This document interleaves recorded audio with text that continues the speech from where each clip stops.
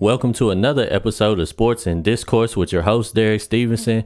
And you know what's wild? I know like maybe not my last stream, but maybe the one before that, we were actually we were talking and a basketball player's name got brought up, and I asked y'all who it was, and it was Royce White, if y'all remember, right?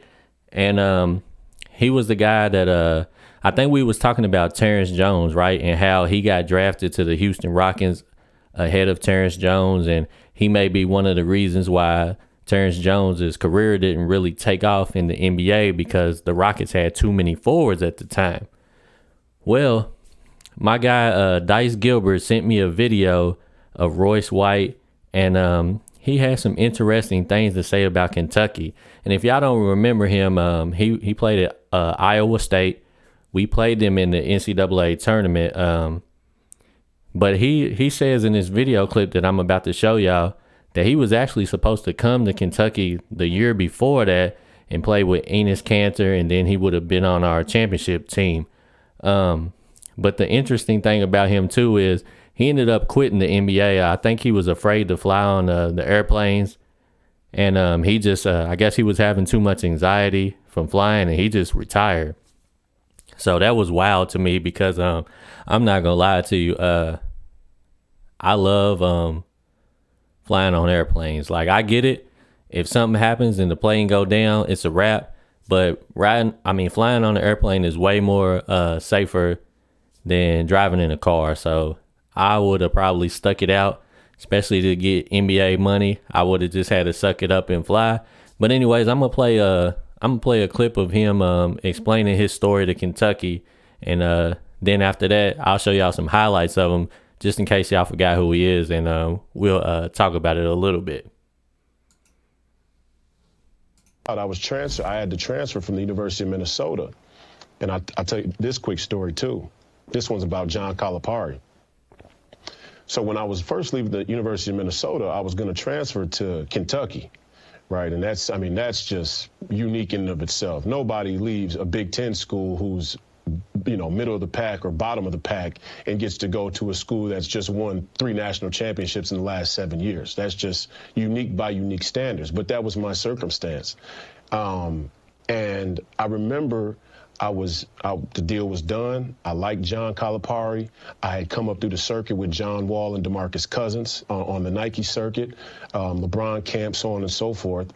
And I was excited about it. Enes Kanter was actually transferring to Kentucky that year as well. We would have played together, which is interesting. But the deal was done, and I found out that my first son, who I just spoke about, was going to be born. And so I told Calipari, I called him up and I'm like, John, I just want to tell you that I'm having a child. I found out that I'm having my first son, and I'd like to be there when he's born. And John, he kind of chuckled, and he told me on the phone, he said, listen, we don't have any women in Wildcat Lodge. The magnifying glass is too big. The attention is too big. Everything around Kentucky basketball is too big. We can't have any of that, right? We can't have any. We don't allow any girls in Wildcat Lodge. And we hung up from that phone conversation, and that's when I made the decision to go to Iowa State. Why? Because Fred Hoiberg, who I had more of a personal relationship with, was friendly to the idea of my child's mother coming to live with me at college so that I could be there when my son was born. And that's what happened. And my son was born, and I was there at the hospital that day. And I went on to have a great career at Iowa State. And me and her had another child, a daughter, 2 or 3 years later. So I just say that to say I was unique because my talent afforded me people to work with me in that way. But that's not everybody's circumstance. That's nobody's circumstance statistically. Most times, your opportunities will be railroaded by having a child at a time that is not well thought out. And it has nothing to do with your job opportunities. Let's be clear. It has to do with you making a sound choice about the woman you're having a child with. And if you really look at the totality of circumstance of the woman you're having a child with and when you're choosing to have a child and why, from a spiritual standpoint, it'll probably match up with what's best for you professionally, in my opinion. And that'll be later on down the road, probably, or when you have your spiritual house in order. And I didn't have mine in order at the time. I was saved by a radical materialist society, which I often criticize, but that's just the truth. And I see the pitfalls in it, and I see why it took me so long to become the man I am today, because the society was trying to create that backdrop or that crutch for me. Man, that was interesting right there. I will say, yeah, y'all let me know what y'all think about that in the comment section. While before I get this next video ready, I'm gonna talk about that a little bit. So, what I immediately took away from that was,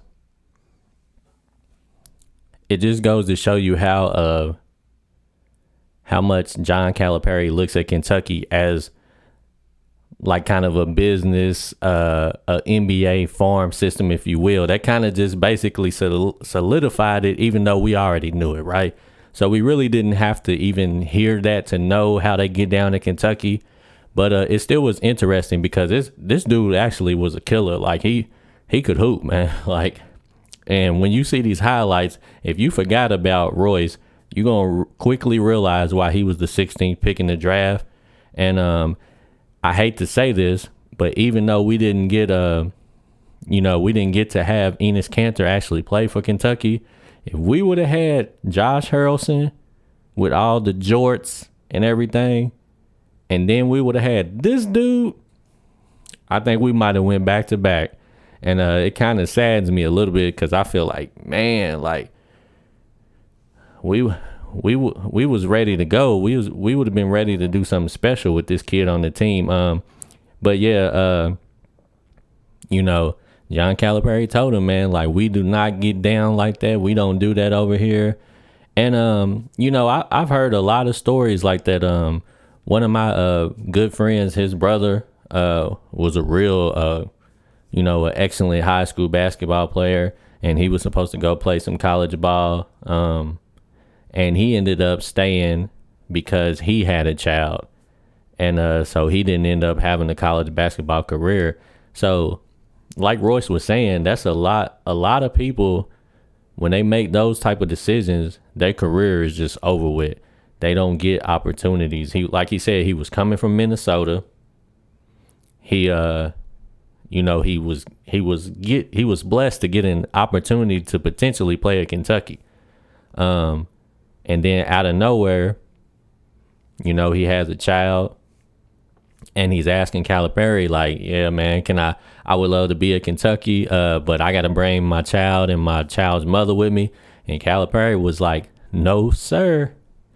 But I understand it, because everything that he was saying that Calipari told him is definitely true.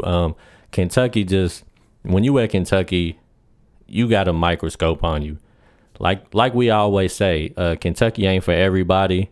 If you come here and you play bad, imagine him coming to Kentucky and him having a couple of off games, and we know that he got a child and a child's mother in the dorm rooms with him. Now, can you imagine what would be said about him on social media?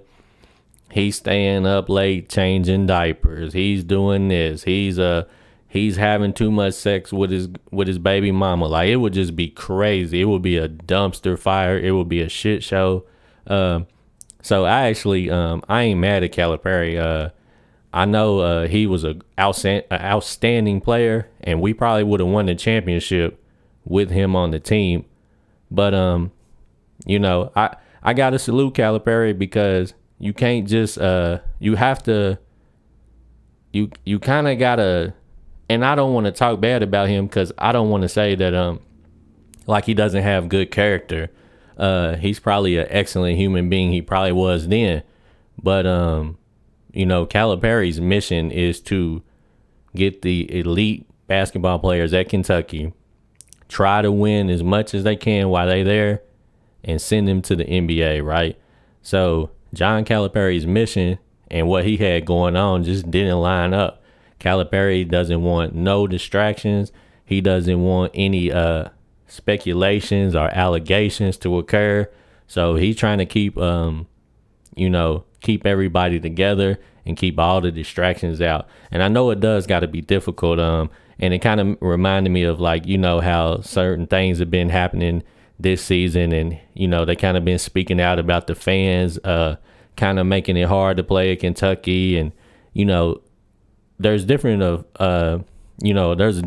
groups of people. Some people think some of these players are just too soft. They just mentally not prepared to play at Kentucky.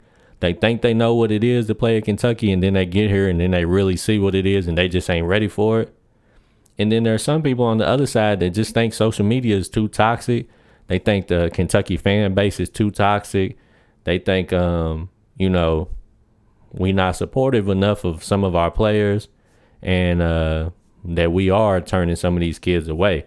Either way you look at it, whatever the side of the argument you fall on, or maybe even if you straddle the fence with this, I definitely understand where Calipari was coming from with that decision. So I ain't really too mad about it, but it does kind of make me be like, man, we could have had another one, because dude really was a baller. So I'm gonna play some of these clips, and we're gonna watch him get down, and see what could have been, if you will. First of all, thank you to the entire community of Ames and Iowa State. There's no way to express how much Yeah, I remember, dude. I remember he was a killer, but I had no idea about this story. Like I said, until my guy Dice Gilbert sent me the video, and I was kind of mind blown for a second. Iowa State's a special place, and there'll always be a special place in my heart for this university and my experiences here. Dude was a force, though.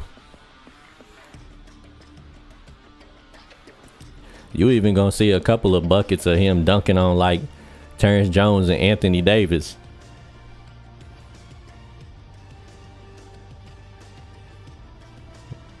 There was Michael Kidd-Gilchrist and Anthony Davis right there. Dude was a nice little point forward, man. I remember he was getting busy that year. He's strong. He goes to the rack with authority. Him and Josh Harrelson definitely would have made some noise. Josh Harrelson, Royce, Brandon Knight, Deron Lamb, they would have made some noise. Because Jorts, if y'all remember, Jorts evolved that year. At first, I didn't know if Jorts was going to be able to help us at all. And then next thing you know, Jorts just took his game up another level, and he became, kind of a low-key force, if you will. And just to think, if we would have had this guy on the other side of Jorts, we'd have been smooth. And then, like I said, if he would have came back the very next year and played with the 2012 squad, we going back to back. But obviously, we already won 2012, so we would have it would have just been even easier. We might have actually went undefeated, because we only lost 2 games as it is. So we might have went undefeated if we would have had him on the squad. But yeah, we could have probably pulled that one off with if we would have had him on Brandon Knight and George squad, we might have been smooth coming off back to backs. But anyways, there you have it, man. So I thought that was interesting, man. Y'all let me know what y'all think about it, and if you if you agree with Calipari's take on it, or what would you have done? Would you have let him bring his child and his child's mother to campus, or are you keeping him away and doing it the way Calipari has been doing it? You let me know what you think about it, and we'll get back at it next time. Sports and Discourse with Derek Stevenson.